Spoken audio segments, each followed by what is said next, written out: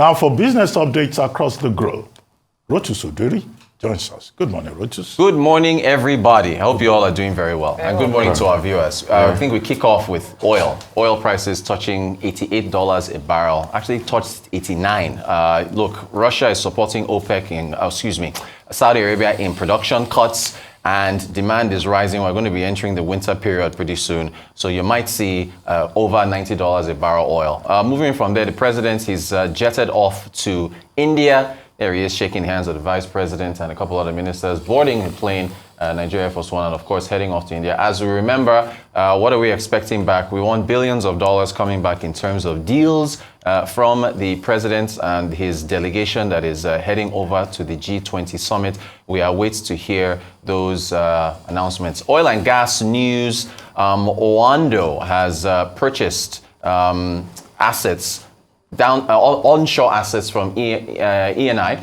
This is the Italian company, of course. It is the Nigerian Agip Oil Company, NEOC, that's a subsidiary.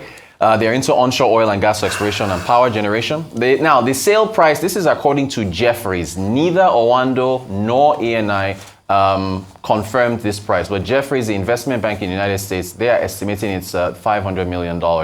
Of course, it's subject to regulatory approval. ENI still remains in Nigeria via Nigeria Agip Exploration, and AENR is Agip Energy and Natural Resources. Moving on from there, oh man, this is the bulk of my discussion today. Very quickly, NEITI, the Nigeria Extractive Industries Transparency Initiative, 2021 report. It's 100 pages. I'm not even done reading this, but let's quickly run through what we've got. What are the 7 strategic minerals to Nigeria?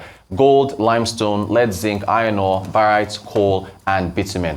Who's paying royalties as far as the operators in the space are concerned? Very interesting when you look at the numbers. If you look at the royalties, as far as who's paying royalty payments, right? You've got 1,214 operators in 2021. 914 of them paid royalties, so about 75%. However, only 121 out of those 914 met materiality thresholds, right? And then out of that 121, out of that 914, only about 13% of them were responsible for 90% of the royalties. How much revenue came to the country? 193 billion, which could be a whole lot more. We look at the growth in revenues to the Federation account. Between 2018 and 2021, it climbed to about 236%. So if you look at what has been accruing to the Federation account from Solid Minerals, again, a 236% climb according to NEITI. Again, this could be so much more. We move on from there as far as the growth in the Federation account contributions, and you take a look at the number of licenses that were issued. This is also pretty interesting. 2,000 licenses issued. However, we just saw that there were 1,214 operators in 2021. That does not necessarily mean that the moment you issue a license, you go into operation immediately, but there is a gap. So again, regulatory oversight, and that needs to be part of the conversation, and also with respect to getting more players into the sector. Very interesting here. As far as production, 72.3 million tons. Royalties were 3.5 billion. Now, we looked at those 7 key minerals. The bulk of this, over 75%, was limestone and granite. So that tells you that we need to explore more or reduce smuggling in the other minerals. If over 75% of the 7 minerals you say are strategic to you, you're getting most of your production and royalties from them. We move on from that. Now, you now break this down a little further and look at the regions and the states, or what are the companies that were responsible for the production value. So Dangote Cement, 37.7% of production, paid 25.5% of total royalties. BOA was in second place, 10%, 6% respectively. Lafarge in third place, 5.6, 6.13. So these 3 companies accounting for a hefty chunk. What's that? 37, 40, 45, almost over 50% as far as production and royalties are being paid. Then you break it down by the states, the top states in terms of production. I think it was Ogun State was number 1. I think Doctor was mentioning this yesterday, the day before. 17.4 million in terms of production, 22%, 17% royalties. Kogi State in second place, Edo State in third. I think the FCT, Ebonyi, and one other state makes out the top 6. But these are your top 3. In terms of regions, it was really close. The North Central, 31% of production, 28% of royalties. The Southwest, second place, 30% of production, edging out the North Central, 29.93% of royalties. Then you've got the South in third place. Northwest, just 10%. It's even less in the Northeast, 3%. Southeast, even less than that. I mean, they're not even up to a percentage point. So you know where your regions are in terms of where you have to push your production as far. So, safety comes in, insecurity and so on and so forth. What else we got in this report? Then you've got, now this is the key one here. As far as exports, it only came out to $100 million. And it was lead ores and concentrates, 35% of that, zinc ores and concentrate, 33%, manganese, 7%. So again, there has to be a lot more exploration that is done with respect to the other minerals and how you can get, because $100 million, I mean, there are companies in Nigeria that make that in gross revenues. And then as far as the, I think that's pretty much the extent of the reports. So it was very, very in-depth. Hope Dele Alake is going to be reading on that. NEITI has been doing some very good work in terms of our mineral sector. There's a lot of potential there, but we've got to improve, and that's our report for today. I mean, okay, so I understand you have to run. Yeah, so thank you, Rufai. No. So, no, I'm kidding. Okay, but real quickly concerning this report, I mean, it speaks volumes. I mean, Mr. Dele Alake has to look at this report, and maybe he'll have to scale that this is 50% of revenue, because in 18 years. If this sector, or in 15 years, if the sector can even do up to $1 billion, I mean $1 billion naira, right, then there's a problem. And this is a sector that is filled with so much potential, but you can see what's happening. The money is being taken away, fleeced away. I'm sure you also saw the report of a minister, I think a minister of state, that talked about the fact that we should blame private jet operators for the problem with minerals in the country. I saw that. That was... mistimed. Didn't make any sense. It just shocks me that we are talking about real problems on ground and people are looking for, they are chasing shadows in the air. So it's private jet operators that are carrying millions of these minerals away and smuggling it, Abi.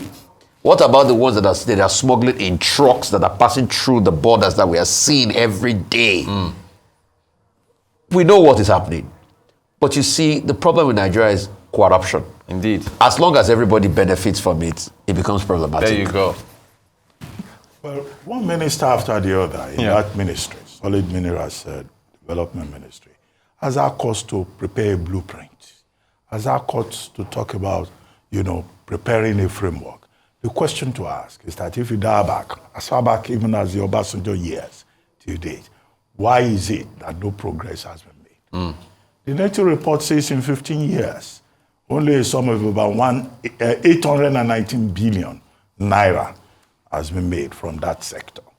Now the question is, with all the mineral resources that we have, and with persons saying that, look, Solid Minerals can contribute much more to the country's GDP, why is it that that has not happened? So we have a lot on paper. NEITI has done its own report now. We'll talk about it endlessly. Nobody will probably read it at the end of the day. Nobody will probably look at the recommendations, and the problem would continue. So if the Tinubu administration is going to make a difference and prioritize the solid mineral sector, then it will be a welcome development, since part of the objective of the government is to generate revenue. Now, one of the things to deal with is the challenge of illegal mining. Yes.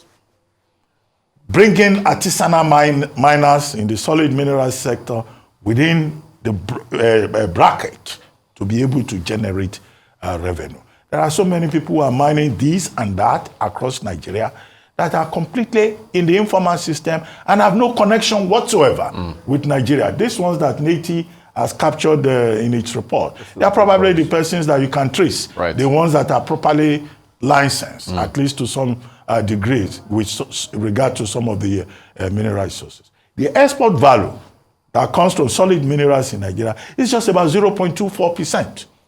At least that was the highest they recorded in 2021. Now, they can do a lot more in that regard. We've been talking about crude oil theft. Okay, maybe part of the conversation should also be about solid minerals theft. And you may just discover greater rot when you try to interrogate the challenge of, solid minerals theft. We cited yesterday the example of Australia, the example of Canada, the example of Norway. These are countries where the mining sector is developed. And if you say we're going to Australia, we're going to Norway, we're going to Canada, how about South Africa? They may have their own issues in South Africa, but the mining sector in South Africa, may also be a close example that that we can start as an example. Yeah. Or the mining sector in Namibia. Yeah.